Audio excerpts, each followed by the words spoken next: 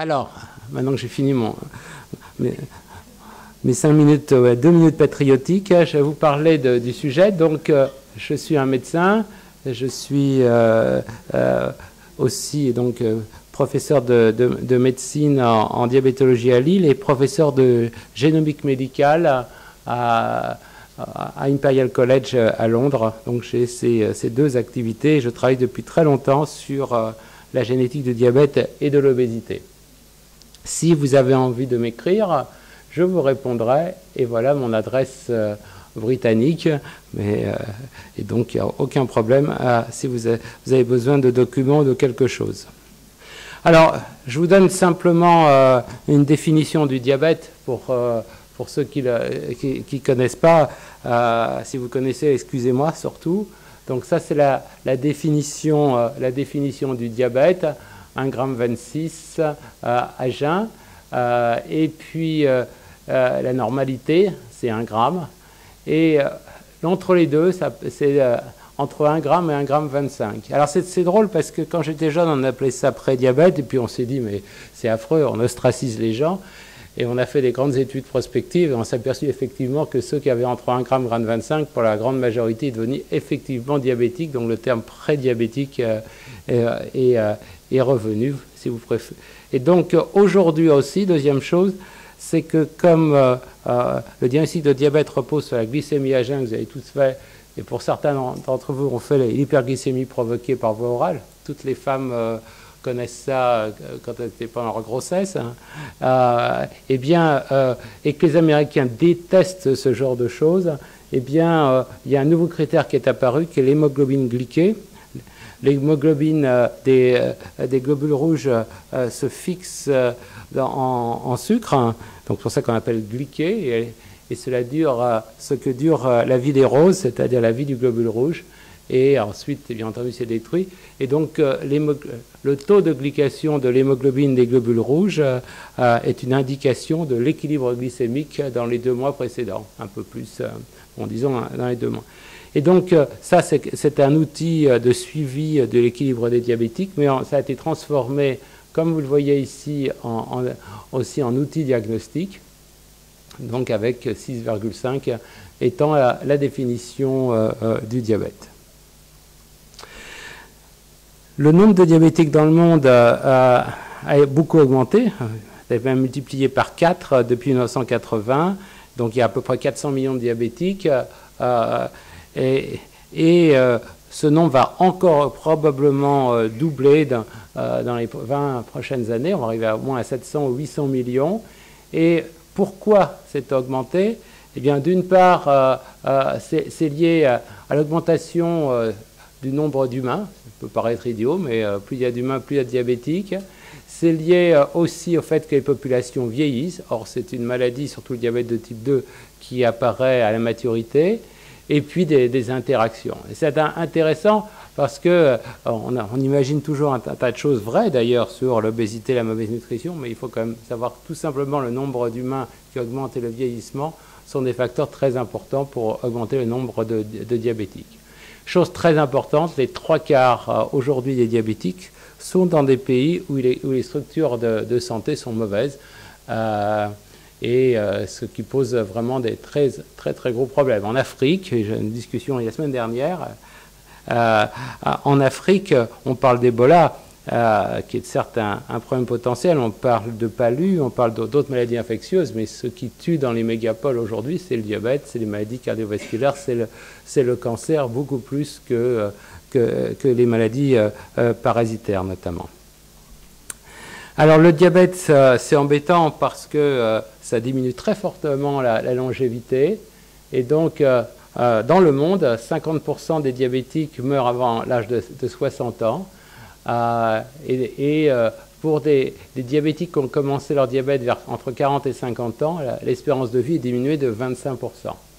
Donc, et 3 à 10% des diabétiques chaque année ont des complications. C'est la première cause de mise au rein artificielle, c'est la première cause d'amputation, une des premières causes de maladies cardiovasculaires, et ce qui est moins bien connu, mais aussi de cancer et de démence. Aujourd'hui, en gros, un diabétique vit 6 ans de moins qu'un non-diabétique, mais surtout a des handicaps beaucoup plus importants et beaucoup plus tôt que les non-diabétiques. Donc en gros, non seulement ils vivent moins longtemps, mais la fin de leur vie est moins sympa que les non-diabétiques. Alors, qu'est-ce que le diabète? Il y a 2 types de diabète, je vous dis ça, enfin, je ne vous fais pas un cours, mais simplement que vous le sachiez, il y a à peu près 10% des diabétiques qui ont ce qu'on appelle le diabète de type 1, qu'on appelait avant le diabète du jeune. C'est une maladie auto-immune. On détruit ces cellules qui sécrètent de l'insuline, et il n'y a pas d'autre solution que le traitement par insuline, ou parfois les greffes, mais enfin, en général, c'est le traitement par insuline. Environ 10%. Un début qui souvent chez l'enfant ou le jeune adulte, mais en réalité, ça peut survenir plus tard dans la vie. Et puis 90% aujourd'hui, c'est le diabète de type 2. Le diabète de type 2 apparaît classiquement après 40 ans, mais il peut arriver qu'il arrive beaucoup plus tôt. Et par rapport au diabète de type 1, qui est un trouble absolu de sécrétion d'insuline, et donc on meurt si on n'a pas d'insuline, le diabète de type 2, c'est plus compliqué, puisque à la fois on sécrète mal de l'insuline et qu'en plus cette insuline est inefficace à faire rentrer le glucose dans les cellules, à l'utiliser comme carburant. Et donc on a ces 2 anomalies, trouble de l'insulinosécrétion relatif et ce qu'on appelle une insulinorésistance. Alors ça c'est ce qu'était le dogme, diabète de type 1, diabète de type 2. Aujourd'hui on essaie d'avancer vers ce qu'on appelle la médecine de précision. Et si on regarde si vous avez dans votre famille ou si vous êtes vous-même diabétique, vous savez ce que je veux dire, puisqu'on traite à peu près les diabétiques toujours de la même façon, on leur dit de faire un régime qu'ils font plus ou moins mal, et on leur demande de faire du sport, qu'ils font aussi un petit peu de temps en temps. Et puis, on leur donne un médicament qui s'appelle la metformine. Et puis, quand ça ne marche pas, on en a un deuxième. On ne sait d'ailleurs pas exactement lequel. Souvent, c'est le dernier laboratoire qui est passé devant le médecin qui leur a dit quel médicament prendre, et puis, etc., etc. Et à la fin, ça se termine par de l'insuline. C'est pas très brillant. Et il y a un certain nombre de gens qui essaient de faire ce qu'on appelle de la médecine de précision, c'est-à-dire dire que tous les diabétiques même s'ils ont un même niveau de glycémie anormal, ne sont pas les mêmes, et donc d'essayer d'avoir sur différents types de critères des sous-groupes, c'est ce qu'on appelle la stratification, pour avoir des prises en charge qui sont plus personnalisées ou en tout cas plus adaptées. Alors ça, c'est un papier du Lancet qui a beaucoup fait discuter dans notre milieu, qui date d'il y a 2 mois. Je n'ai bien entendu pas le détailler, mais vous voyez ces différents groupes. Maintenant, si on croit ce papier, alors on en est à 5 groupes. Et en réalité, on a un certain nombre de gens qui sont très insulinodéficients. Ils sont tous diabète de type 2, mais ils sont très insulinodéficients. Et ce sont des gens pour lesquels il faut leur faire sécréter absolument de l'insuline et probablement mettre à l'insuline assez rapidement. Et puis, on a ces gens-là qui sont très insulinorésistants et qui sont souvent obèses. Et ce sont des gens qui font souvent des complications cardiovasculaires qu'il faut absolument surveiller sur le plan des complications. Ceux-là, par contre, sont certes un peu obèses, certes un petit peu insulinorésistants, mais ce n'est pas la peine de faire un bilan extrêmement fort et en tout cas de faire un traitement intensifié, puisqu'en général, ils n'ont pas vraiment de complications. Vaut mieux les surveiller, etc., etc. Ça, c'est des sortes de diabète de type 1 qui s'ignorent. Tout ça pour dire que là où on essaie d'aller aujourd'hui dans le diabète, c'est vers une médecine stratifiée qui va nous permettre de prendre en charge différemment les 4 millions de personnes qui sont en France diabétiques. Et en réalité, on dit qu'on les traite tous très bien, mais la plupart sont suivis par des généralistes. Comme vous savez, aujourd'hui, les généralistes n'ont pas beaucoup de temps pour s'occuper. On manque de généralistes. Ils sont âgés pour une grande partie d'entre eux ou d'entre elles. Et donc, l'accès aux spécialistes diabétologues est très faible pour la très très grosse majorité des diabétiques et ça ne se passe pas si bien qu'on le voudrait, Donc aller vers cette médecine de précision et se concentrer sur ceux qui sont véritablement à risque, c'est-à-dire que les spécialistes voient ces gens-là, eh bien c'est là où on voudrait aller. Et donc vous voyez quand même la différence. Si vous regardez, ça c'est l'incidence, c'est-à-dire le nombre de nouveaux cas cumulés en année sur les insuffisances rénales en fonction des différents clusters, ce que je vous ai montré avant. Et vous voyez par exemple ce cluster 3, au bout de 8 ans de suivi, il y a quand même 20% qui sont en insuffisance rénale sévère, donc à très haut risque d'être au rein artificiel et à très haut risque de mourir, notamment de maladies cardiovasculaires. Donc ça a quand même des conséquences tout à fait importantes, cette clusterisation. Donc tout ça, c'était le terme. Alors, cette épidémie, entre guillemets, de diabète est aussi liée à une épidémie mondiale d'obésité. Donc ça, c'est dans tous les pays. Ce que montre cette diapositive, c'est qu'à peu près dans tous les pays, on a une augmentation très importante du nombre d'obèses, qui maintenant est plus important que le nombre de gens qui sont malnutris. Alors, je vais vous raconter une petite histoire qui sera une histoire historique. Alors, vous n'êtes pas prof d'histoire, mais vous vous souvenez probablement qu'en 1991, il s'est passé quelque chose dans le monde. C'est la destruction par Boris Eltsine de l'Union soviétique. Et la première chose qu'a fait Boris Eltsine, après Gorbatchev, c'est de couper les vivres à Cuba. Il y a deux choses qu'ils ont coupées, c'est l'aide alimentaire et deuxièmement l'approvisionnement en pétrole. Et voilà ce qui s'est passé. Donc on est là, ça c'est 90, ça c'est 95. Vous avez ici l'activité physique, ici vous avez l'apport calorique. En gros, 80% des Cubains sont devenus brutalement actifs. C'est sûr, il n'y avait plus de bus, il n'y avait plus rien. Donc il fallait bien marcher. Et leur consommation calorique, qui était quand même assez élevée, a quand même baissé de 3000 à 2200. Donc ils sont mis à manger modérément.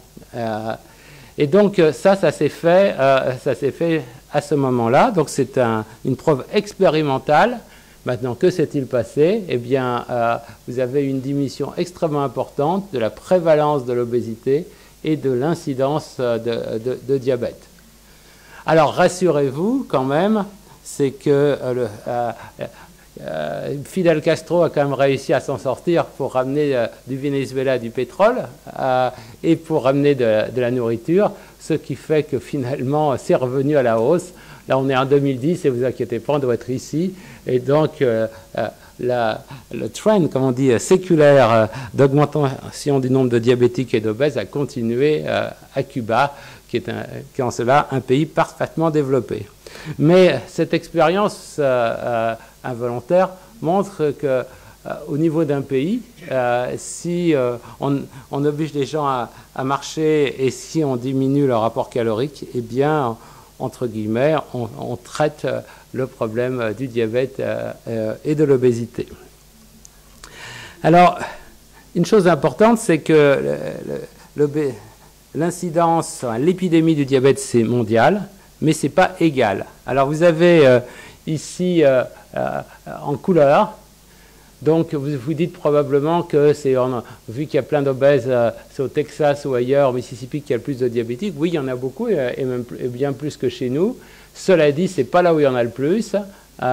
C'est au Mexique, c'est en Arabie Saoudite et dans le Golfe, et puis ensuite en Inde et ailleurs. Pourquoi? Bien parce qu'il y a des différences ethniques extrêmement importantes, et certaines populations sont à plus haut risque de devenir diabétiques à index de masse corporelle égal, et c'est le cas des populations arabes, mais aussi de toutes les populations amérindiennes, qui sont à beaucoup plus haut risque de développer un diabète. C'est aussi le cas d'ailleurs en Inde, où l'obésité est associée à un risque plus important qu'ailleurs de devenir diabétique. Alors, le diabète est-il une maladie familiale? Et ça, c'est une chose qui est supposée depuis l'Antiquité. Et effectivement, c'est vrai. On a si on étudie des jumeaux, on a une très forte concordance, ce qui fait qu'on a une héritabilité qui est estimée entre 30 et 70% du diabète de type 2. Et donc on a, en gros, ça veut dire une agrégation familiale, une transmission d'une génération à l'autre de personnes qui ont un diabète. Et comme je vous l'ai dit, il y a des populations, certaines populations qui ont une prévalence particulièrement énorme. Je vous ai parlé de l'Arabie Saoudite. Dans certaines tribus d'Arabie Saoudite, parce qu'en fait l'Arabie Saoudite, même s'il y a 25 millions d'habitants, c'est des très grosses tribus. Il y a certaines tribus d'Arabie Saoudite où le risque pour une personne dans toute sa vie de développer le diabète est de 80%. Donc, ce qui veut dire que de ne pas être diabétique est quasiment l'exception dans ces populations. Alors, le diabète, c'est une maladie multifactorielle. Alors, qu'est-ce que ça veut dire multifactoriel? Ça veut dire qu'au niveau d'une population, le rôle de l'environnement est majeur. Mais d'autre part, ça veut dire qu'au niveau personnel, le background génétique va expliquer pourquoi certaines personnes vont avoir un risque plus important que d'autres de développer le diabète alors qu'elles sont exposées à peu près au même environnement délétère. Et c'est là où on a cette fameuse héritabilité de 40 à 70%.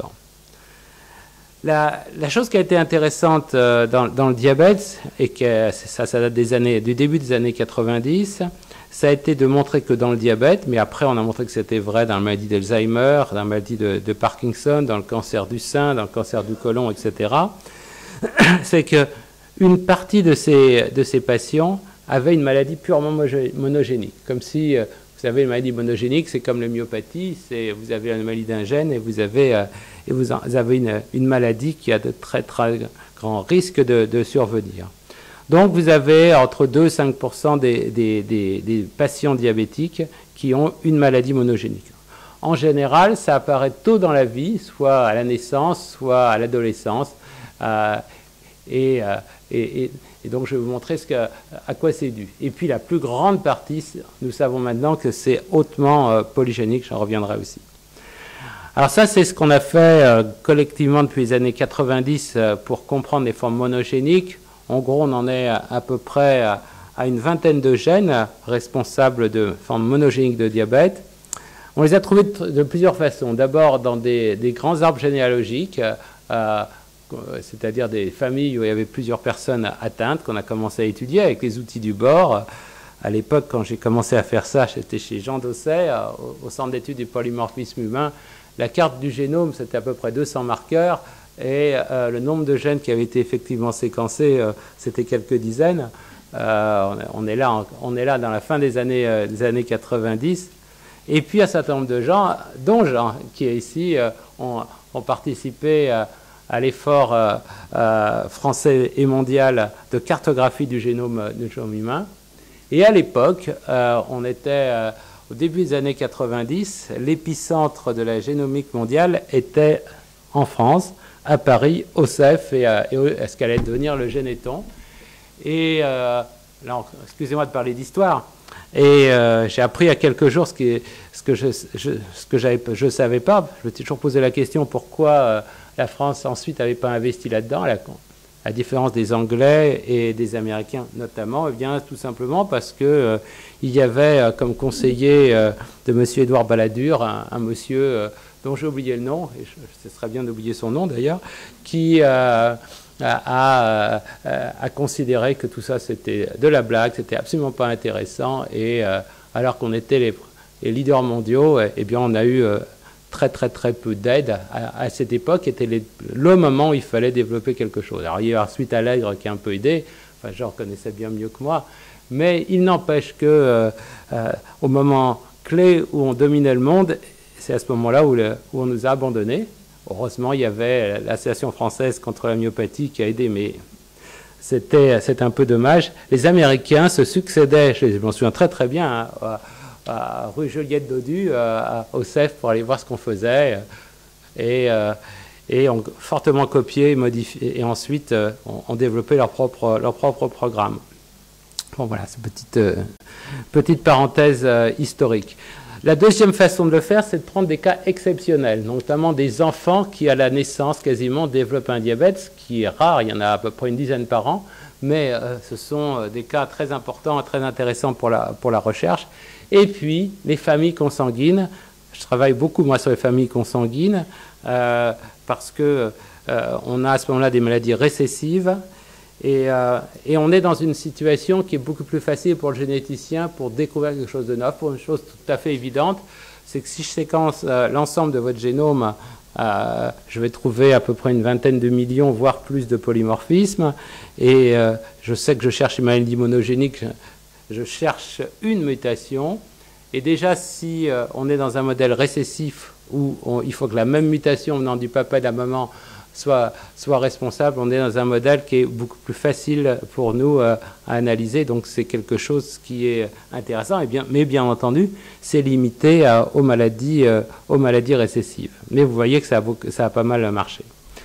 Alors, qu'est-ce qu'on en a tiré? Ça, pour nous, ça a été une grande surprise, et pour tout le monde d'ailleurs, c'est que tous ces patients qui ont un diabète monogénique ont en réalité une anomalie de leur pancréas. Et ils sont diabétiques parce qu'un des gènes clés pour la sécrétion de l'insuline dans les cellules dites bêta-pancréatiques eh bien, ne marche pas. Et c'est pour ça qu'ils vont développer un diabète, et un diabète tôt dans la vie.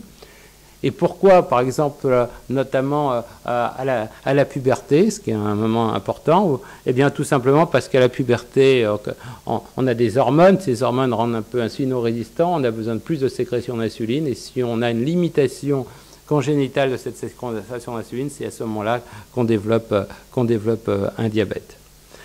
Alors, est-ce que c'est rare? Pas tant que ça. Si vous prenez tous les cas de diabète qui ne sont pas de type 1 et qui surviennent, disons, avant 30 ans, on a à peu près 10% d'entre eux qui ont une forme monogénique. Et une chose intéressante, sinon, il y a un gène, c'était un truc que nous, on a découvert, une personne sur 1000 a une mutation d'un gène qui s'appelle la glucokinase. Je vais vous en dire un mot après. Donc 10% des diabètes relativement précoces ou précoces sont monogéniques. Et aujourd'hui, en 2018, on sait en élucider 80% d'entre eux. Donc ce qui veut dire que si on s'y intéresse et que si on les reconnaît, on peut les élucider dans 80% des cas. On peut faire, dans certains cas, un traitement plus efficace, et dans d'autres cas, au moins faire du conseil génétique surveillé dans les familles. Alors, je vais vous donner un exemple d'une famille. Voilà, ça, c'est la famille qu'on étudie depuis des années. Et puis, pourquoi? Parce que cette jeune femme, qui avait 16 ans, qui est devenue diabétique, est venue me voir en me disant je suis à l'insuline, je veux l'arrêter, ça me casse les pieds parce que je voudrais faire le tour du monde avec un sac à dos. Et je ne peux pas faire ça avec de l'insuline dans la jungle, je n'ai pas de frigo. Bon, très bien madame, on va trouver votre truc. Alors ça a pris un peu de temps, et puis on a séquencé l'ensemble des gènes, qu'on appelle l'exome, et on a trouvé un gène, qui est celui-ci, qui est un canal potassique. Et cette dame, je me souviens très bien d'avoir téléphoné à son diabétologue à Bordeaux, qui lui a arrêté l'insuline, qui lui a donné un traitement oral, et elle a fait le tour du monde. Et maintenant, quand je l'appelle, elle parle à la télé pour dire tout le bien qu'elle pense de moi, et qu'il faut nous donner de l'argent. Très bon investissement. Alors pourquoi on peut faire ça? Eh bien tout simplement parce que ce canal potassique, c'est la cible d'un plus vieux médicament du diabète qui s'appelle le sulfamide hypoglycémiant, qui se fixe sur ce canal. Et en fait, si on donne ce médicament, eh bien, on, entre guillemets, guérit le trouble, et on fait que ces personnes sont capables de sécréter de l'insuline en réponse au glucose. Donc on est dans une situation un peu comme l'hypothyroïdie avec la thyroxine. On n'a plus de thyroïde, on donne de la thyroxine, du lévothyrox, on ne va pas revenir sur des choses qui fâchent, mais bon, sur ce genre de choses-là, et on se porte très bien normalement, sauf si on arrête le médicament ou si Merck change la formule. Et donc, là maintenant, c'est exactement ça, ce sont des gens qui étaient à l'insuline, et on a convaincu leur papa, leur maman, souvent des enfants, d'arrêter, et là, surtout leur diabétologue, c'était le plus dur, et on leur donnait des sulfamides, et maintenant on a un recul pour un certain nombre de ces enfants de 10 ans, et ils sont non diabétiques. Alors, leur glycémie est normale.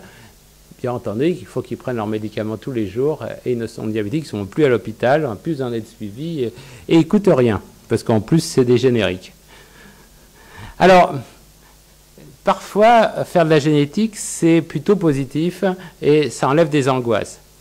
Quand j'ai trouvé en 91-92 le premier gène du diabète qui était la glucokinase, c'était intéressant parce que c'était plein de gosses qui étaient à l'insuline et on s'est dit, non mais on devrait pouvoir l'arrêter. Et on a arrêté l'insuline et ils se sont portés extrêmement bien. Et maintenant, on sait, 20 et quelques années plus tard, que les mutations de glucokinase, la glucokinase, c'est l'enzyme qui permet d'entrer dans le cycle de Krebs du glucose, dans les cellules où il est présent, et notamment la cellule qui sécrète de l'insuline.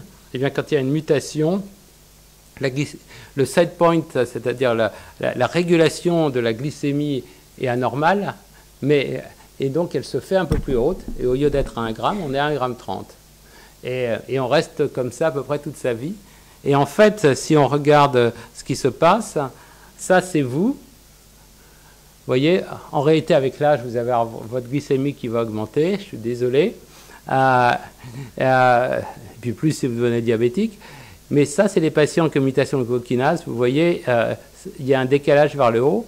L'évolution est la même, mais un décalage vers le haut. Et si on regarde l'hémoglobine glyquée de ces gens-là, eh bien, il y en a beaucoup qui sont à peu près à 7-8%. Vous allez me dire, c'est affreux, ils vont faire des complications. Eh bien, jamais. Ils n'en font pas.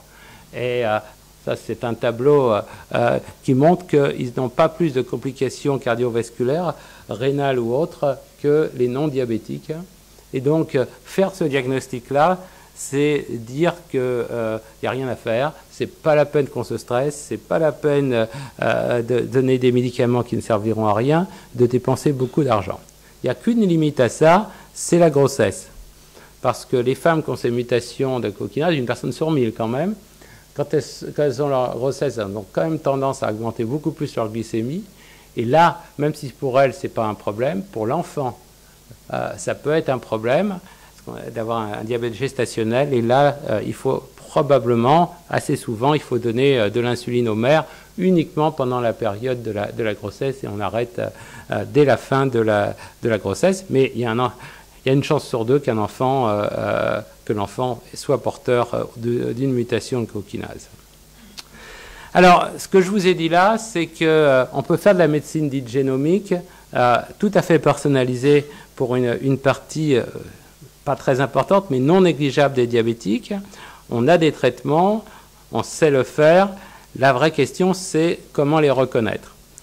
Alors, ça, on a défini des guidelines qui sont ici, que vous avez là-haut, notamment chez tous les enfants qui ont un diabète très précoce et pour lequel on pense que ce n'est pas un diabète de type 1. Pour les adolescents, c'est un peu plus compliqué parce qu'il y a l'obésité, parce qu'il y a différents types. Et donc, on a des questionnaires qui nous permettent de reconnaître ceux qui sont à plus haut risque et qu'il faut traiter. Une chose importante, et ça c'est pour toutes les maladies génétiques, la chose importante c'est ça, c'est-à-dire que c'est une maladie autosomale dominante, donc c'est censé être transmis par votre papa ou votre maman. Sauf qu'il y a à peu près 20% des patients avec maladie génétique qui ont des mutations de novo, c'est-à-dire des mutations qui n'existent pas chez leurs parents. Et c'est très très important dans les retards mentaux, par exemple, ces mutations dites de novo. Et là, ce critère-là ne marche pas. Et donc, il faut que le clinicien ait du nez et sente quelque chose de particulier pour qu'on puisse tester le patient. Il y a, avant 2010, on faisait ça par la méthode qui s'appelait du Sanger, qui était la méthode classique de séquençage de l'ADN, qui était facturée pour étudier 3 ou 4 gènes, 2500 € par les hôpitaux parisiens, et qui durait beaucoup de temps et qui n'était pas toujours très efficace. Et puis est arrivé ce qu'on appelle le Next Generation Sequencing avec ces différentes machines. Et maintenant, on est capable de faire ça beaucoup mieux. Alors, il y a plusieurs types de séquençage. Il y a le séquençage NGS ciblé, vous faites quelques gènes. il y a le séquençage de tous les gènes, de ce qu'on appelle l'exome, et puis il y a le séquençage complet du génome. Le problème dans tout ça, c'est les données qui sont produites et qui sont souvent très compliquées à analyser. Quand je dis analyser, c'est pas analyser le séquençage génome entier à rien d'extrêmement difficile, sauf que ça demande beaucoup de stockage. Et ensuite, la difficulté n'est pas tellement dans l'alignement et de définir les mutations, c'est pour le médecin ou le généticien, à partir de données absolument énormes, d'en tirer des conclusions intelligibles et intelligentes médicales. Alors nous, par exemple, dans notre laboratoire, on a mis au point différents types de méthodes à la fois de cibler, donc cet exemple-là pour 43 gènes, qu'on est capable de faire pour 200 €, et le séquençage complet du génome qu'on fait maintenant pour environ 400 €. Alors vous allez me dire, autant le faire sur 200, ça coûte 400.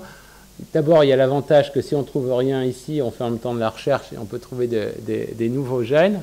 Et puis, ça nous permet, aujourd'hui, on est capable dans les nouvelles machines de faire plus de 200 exomes, c'est-à-dire 200 échantillons dans un seul run. Ça nous permet d'étudier des gens qui ont plusieurs types de maladies, ce qui n'est pas le cas quand vous faites une analyse qui est ciblée par définition. Donc, ce qui est sûr aujourd'hui, c'est que la médecine génomique dans le diabète est une réalité et marche. On a des méthodes qui sont pas très chères, qui sont extrêmement efficaces pour les reconnaître. Et dans 80% des cas, on est capable de donner un traitement qui est autre chose que de l'insuline et qui marche extrêmement bien. C'est-à-dire que ces personnes ont une glycémie normale, soit probablement à vie, soit dans d'autres cas, en tout cas pendant assez longtemps. Et ça fait une différence, ne serait-ce qu'en qualité de vie et en dépenses de santé. Donc par exemple, nous on le fait aujourd'hui sur plusieurs pays qui sont ici, avec des résultats qui sont intéressants. Vous voyez par exemple en Grèce, eh bien, on a un taux de succès d'environ 60% dans ce qu'on nous a envoyé, un peu plus faible à Malte, mais on arrive à trouver, en fonction en gros, de la qualité du choix des patients, on arrive à avoir un taux de succès qui est important. Donc là, ce que je vous ai dit, c'est que on pouvait faire de la médecine génomique sur une partie des diabétiques. Quid de tous les autres, c'est-à-dire de la vaste majorité. Alors je vous ai dit que c'était hautement polygénique. Qu'est-ce que ça veut dire polygénique? Polygénique, ça veut dire que vous avez plusieurs mutations en cause, mais l'effet, par exemple, de la mutation qui est sur le gène 4 est très faible, et donc la pénétrance de cette mutation est quasiment nulle, et il faut avoir plusieurs mutations dans plusieurs gènes et en plus être exposé pendant longtemps à l'environnement pour qu'effectivement on augmente son risque de devenir diabétique. Alors c'était très difficile d'étudier ce diabète et puis tout a changé avec des études qu'on appelle Genome-Wide Association Study. 5 minutes, ça ira. Et donc pour ça, on étudie avec des centaines de milliers de gènes, plutôt de polymorphismes, et on peut le faire soit avec des cas et des contrôles, des diabétiques non diabétiques, soit on étudie une population générale, par exemple, on étudie la glycémie à jeun. Et aujourd'hui, on a plus de 200 loci, c'est-à-dire de régions du génome, situées en général à côté de gènes, qui sont associés au risque de diabète de type 2. Et ce qui était important, c'est que c'est très bien si on fait ça, mais d'abord, ça n'explique qu'environ 15 à 20% de l'héritabilité, ce qui était un peu décevant, on s'attendait à plus. Et on ne connaît mal, en fait, l'effet de la plupart. Donc, dans certains cas, en combinant l'analyse cas contrôle et puis l'analyse de phénotype, on a une idée s'il s'agit sur l'insulinosécrétion ou sur l'insulinorésistance, comme ici. Mais vous voyez, tous ces patients-là, enfin tous ces gènes-là, pardon, ils augmentent le risque de diabète de type 2, mais on n'a aucun effet sur un autre phénotype. Et donc, on n'a strictement aucune idée à quoi ils servent. Alors pour ça, dans mon groupe, il y a 2 ans, on s'est dit qu'on allait voir dans tous ces gènes, ces 200 et quelques gènes, voir où ils étaient exprimés. Ça peut paraître idiot, mais savoir où ils sont exprimés dans le tissu humain déjà donne une première indication à quoi servent ces gènes. Donc on a pris une méthode qui n'est pas basée sur la PCR, parce qu'il y a un certain nombre de biais dans la PCR, qui s'appelle NanoString, et on a étudié de manière conjointe, c'est-à-dire en faisant une seule manip, l'expression de tous ces gènes dans tous ces tissus. Et la conclusion était absolument sans ambiguïté, même si certains sont dans certains tissus adipeux par exemple, la plus grande part sont réellement dans les cellules bêta-pancréatiques, donc c'est différentes méthodes pour les sortir, notamment par fax, mais en tout cas, ce sont véritablement des gènes qui sont dans la cellule bêta-pancréatique. Donc en gros, ça veut dire que les gènes du diabète commun sont à peu près les mêmes gènes que du diabète monogénique. Alors ensuite, on a fait dans des lignées tout un tas de travail pour les bloquer un par un, et en les invalidant, on s'aperçoit effectivement qu'une partie de ces gènes sont vraiment en cause dans la sécrétion d'insuline. Et ça, c'est une chose intéressante, c'est qu'on a fait la même chose pour les gènes d'obésité. Ça, c'est un papier qui n'est pas encore publié. Donc, l'obésité aussi monogénique, ce sont des gens qui ont toujours faim, qui sont comme s'ils étaient en famine. Et ça, on a fait la même chose avec les 200 gènes de l'obésité polygénique commune. Et vous voyez où c'est exprimé, pas du tout dans le pancréas ou ailleurs. C'est dans des régions du cerveau qui jouent un rôle dans l'addiction et dans la récompense et dans le comportement alimentaire. Donc on arrive avec ce genre de méthode à avoir une idée globale sur l'origine des gènes qui augmentent le risque. Je vous ai parlé de diabète avant, et là c'est l'obésité. Je terminais en disant que en fait, ce qu'on s'aperçoit dans les maladies communes, c'est qu'on a une composante monogénique, on a une composante extrêmement polygénique, et puis on a aussi un certain nombre de mutations rares qui peuvent être ce qu'on appelle claniques ou familiales, qui peuvent jouer un rôle important. Donc ça a été étudié par nous et par d'autres dans différents de ces gènes. Et si on prend un exemple, on a fait un séquençage des 33 gènes monogéniques chez 10 000 sujets diabétiques communs, donc des gens qui sont suivis dans les hôpitaux en France avec une histoire. Et on s'est aperçu que dans 7% d'entre eux, on trouvait une mutation qui est probablement délétère de gènes monogéniques du diabète. Ce qui veut dire que caché parmi les patients qu'on étudie dans un service hospitalier français, on a probablement des gens qui ont une maladie monogénique-like et qu'il faudra peut-être traiter auparavant. On est en train de regarder très finement leur phénotype, et c'est vrai qu'ils sont moins gros, c'est vrai qu'ils ont souvent un diabète qui apparaît plus tôt dans la vie. En tout cas, c'est quelque chose qu'il faudra étudier. Pourquoi je vous dis ça? C'est que aujourd'hui, plus personne n'est traité par des sulfamides hypoglycémiants pour une simple raison, c'est que ça ne rapporte rien à l'industrie pharmaceutique. Alors eux vont dire que c'est parce que c'est dangereux, machin, etc.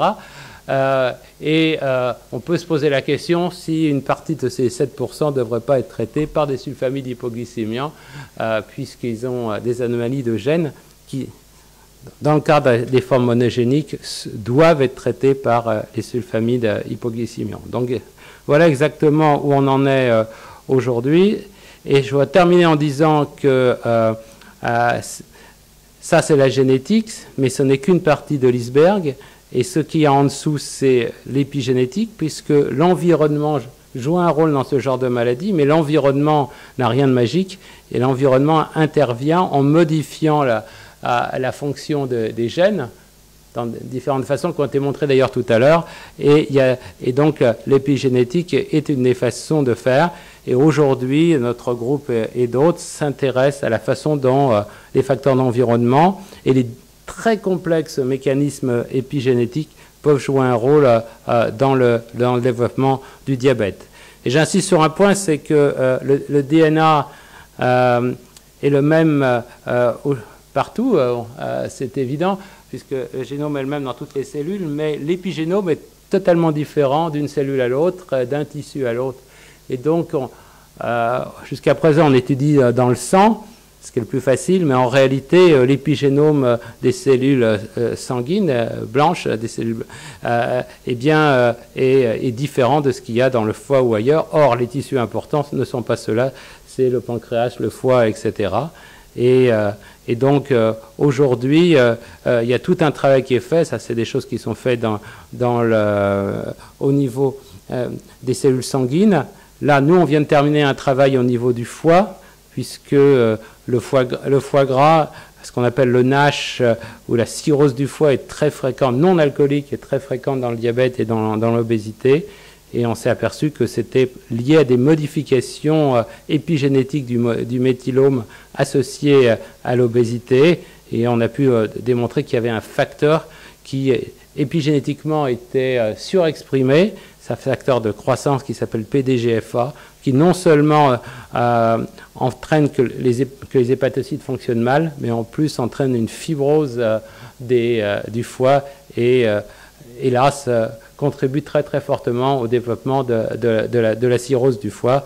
Donc c'est le genre de travail qu'on peut faire. On part d'une étude de cohorte et à la fin on fait de la biologie. Donc voilà ma dernière slide, c'est dire que dans le diabète, il y a de la génétique et c'est avant tout un rôle, un effet sur la sécrétion d'insuline. Et via l'obésité, ce qu'on appelle l'insulinorésistance, il y a probablement des actions épigénétiques qui aggravent l'insulinorésistance et probablement jouent un rôle dans des complications et notamment dans les complications hépatiques. Et je crois qu'aujourd'hui, il faut travailler sur les deux si on veut que les diabétiques de demain aillent mieux et donc d'avancer vers la médecine de précision. Voilà.